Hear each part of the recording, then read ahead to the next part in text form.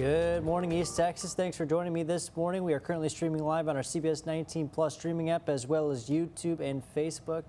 We're going to go over some weather for today. Thanks so much for joining me. I'm CBS19 Meteorologist Joel Robinson. We're going to be going over the heat.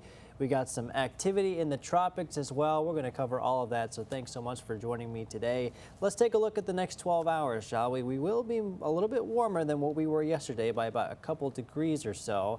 We're going to be making our way up into the middle 90s as we head into this afternoon. Here's the 11 a.m. time frame here. 90 by 11, 92 by noon. We're going to keep climbing up from there. 94 for a good chunk of the day, and I think we will have a chance to see 95 degrees as we continue to see sunshine really blazing down across the area, that's for sure. Lots of sunshine for today, kind of a mix of clouds in there as well, but we have another hot day across the area for today. And on top of that, you combine that with the humidity, we're going to be feeling more like 100 to 105 degrees, but you can see on our satellite and radar, not a cloud in sight here. Plenty of sunshine overhead, and you can really see where that ridge of high pressure that we've been tracking over the past several days is just really centered over just to the west there. Just nothing going on, just clear skies all around there. But just around kind of where the ridge of high pressure, or like the outer edge of the high pressure is, you got these really strong winds that just kind of go around that. That's the jet stream. And sometimes what we'll get is some heavy thunderstorms. This is exactly what we saw just the other day. I think it was Monday morning. Yeah, it was Monday morning. And we saw those heavy thunderstorms come through the area. And that's actually the kind of the same case scenario here as we take a look at parts of western Iowa and into northwestern parts of Missouri. That outer edge there where those strong winds are, that gives you plenty of what we would call wind shear, which is the change of wind with height. And whenever you get that, you can get some really strong thunderstorms, and you can also get some rising air out of it as well. So that's why we're seeing these strong thunderstorms move through western Iowa. And the same thing happened on Monday, but now the ridge, at least the strongest part of the ridge, is actually, or the outer edge of the ridge, I should say, is a little bit further out to the east and to the north. So that's where we're kind of seeing those heavier thunderstorms take place. And here's a little bit of a better picture of it. There's the ridge, the center of the ridge, that high pressure area that we've been tracking over the past several days. There's the outer edge. There's western Iowa. There's northwestern Missouri. That outer edge where those strongest winds are, that's where those heavy thunderstorms are occurring right now. And just the other day, just on Monday, the ridge was a little bit further to the west, so that's why we had some of those stronger thunderstorms move through the area, and it impacted Dallas. It impacted all the way further to the south, over into the Houston area, even impacted some of our western counties. So we saw plenty of rainfall from that, and those, again, that's all thanks to those winds just on the outside of that ridge of high pressure. Now, we talk about high pressure. What is the deal with that? What is high pressure? What is low pressure? Well, let's break it down right here.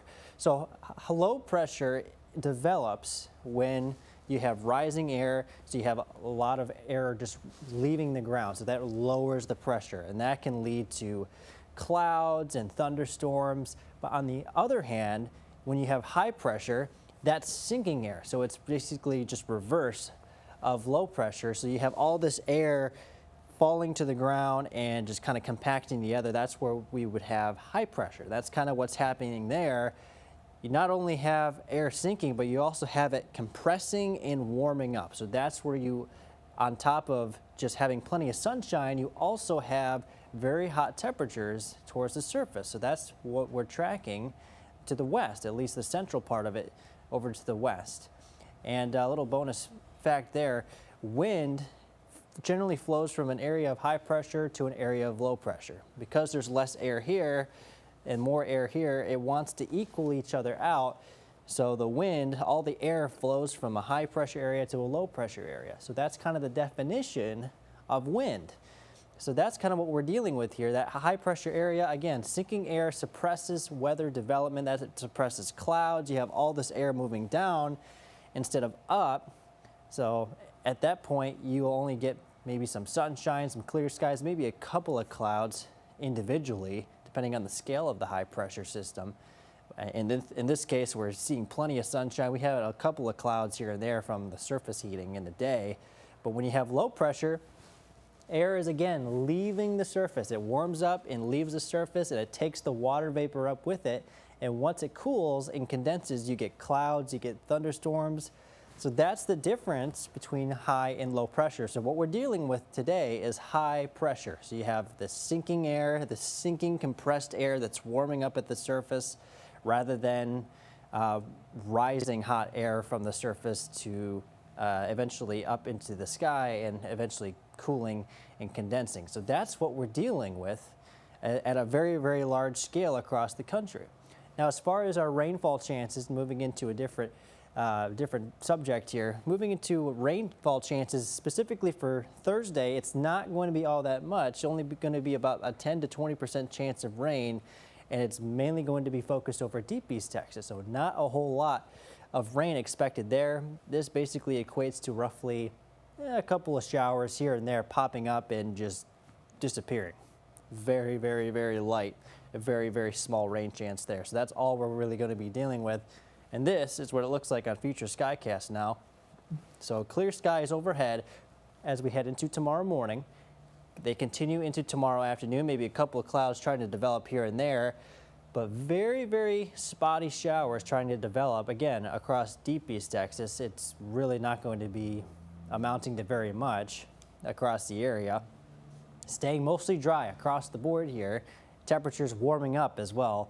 Will be about 96 degrees as we go into tomorrow afternoon, and will be even hotter as that ridge moves in a little bit further eastward towards East Texas. So we're going to continue to build in those temperatures by the time we get to about Friday. So we'll be up to about 97, potentially 98 degrees by then.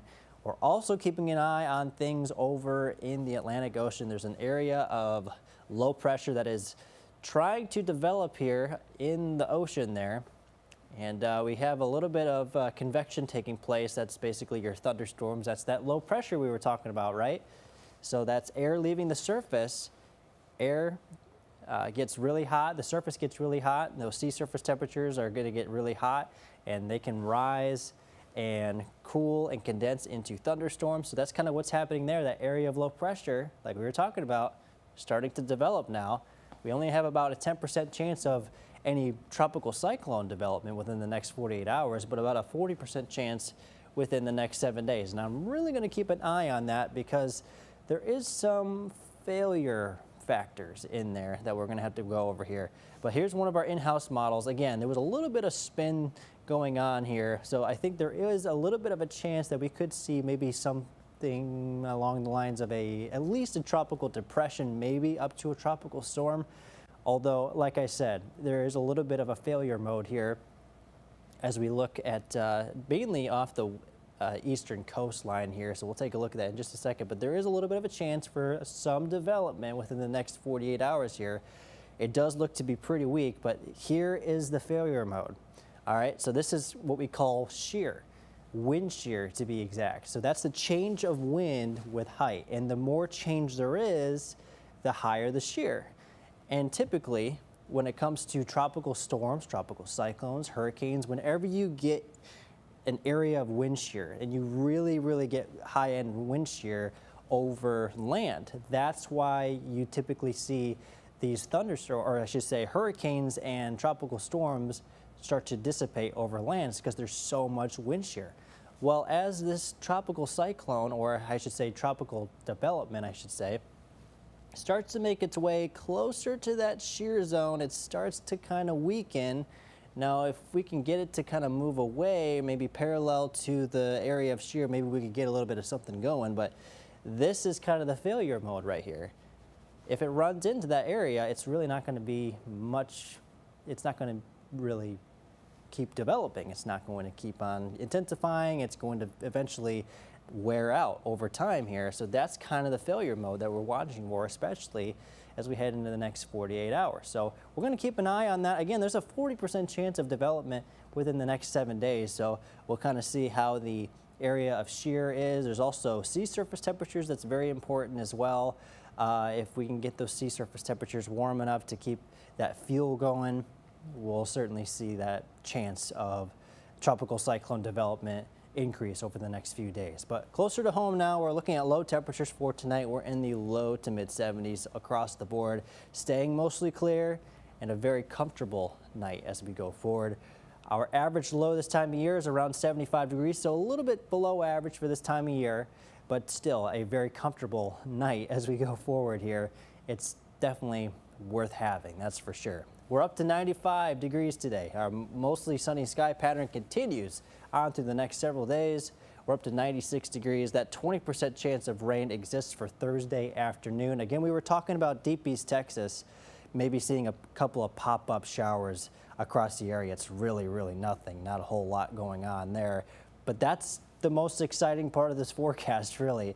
We got 98 for Friday, so it does continue to warm up as we continue to evolve into Friday. We'll go up to 98 degrees. Whenever you get these kinds of numbers here, though, especially when you couple it with the humidity, it can feel like at least 105 degrees, so I certainly would not be surprised if we see some heat advisories get issued for those feels-like temperatures at least 105 to 109 for at least 3 hours. So definitely take precaution. And even beforehand, we're still dealing with some hot temperatures, feeling like 100 degrees. Not quite reaching that heat advisory criteria, but still is enough to cause some issues if you're not careful. But again, 98 by Friday, back down to 96, and we look to hold steady there for the next 4 days after that. But we're still staying mostly sunny across the board. Taking a look at Sunday, though, and right now the confidence is kind of low. That's why we kind of have that mostly sunny sky forecast in there, but there is a chance that we could get a little bit of that sea breeze from the Gulf to bring in some isolated thunderstorms across at least Deep East Texas by Sunday. We're going to keep an eye on that. It's a little bit of a ways out, so we'll continue to gather data, get more confident with the data. But we're keeping an eye on Sunday in particular. Right now, got a mostly sunny sky forecast. I think that'll still pan out, but I wouldn't be surprised. It's going to be kind of like tomorrow's situation. I think it could potentially linger into. It could potentially be a Sunday forecast as well, I should say. Almost said linger into Sunday, but not really. It doesn't linger into Sunday. It more so will happen on Sunday. We'll kind of take a look at that. Continue to watch that over the next few days here. But again, up to 98 by Friday, 96 holding steady from there. Again, watching Sunday for the potential for maybe some pop-ups. But other than that, that's kind of your forecast. That's kind of what we're tracking here. It's a very quiet forecast, but it's a very nice one. If you are planning on being outside in this weather, definitely make sure you are staying cool and staying hydrated for sure, because it's definitely going to be a hot one for sure as we go forward here. As we move through the month of August, it's crazy. Some kids are back in school now. Definitely does not feel like fall, that's for sure. All right, well, if you have any questions on the forecast, I'd be happy to answer them. But for now, we'll have some updated information on the noon show. But that's kind of what we're tracking. So I definitely make sure you stay cool out there. It's a very quiet forecast, but it's a very hot one. So make sure you are taking precaution. We'll have, again, some updated information on the noon show, so hope to see you there. But again, thanks so much for watching, everybody.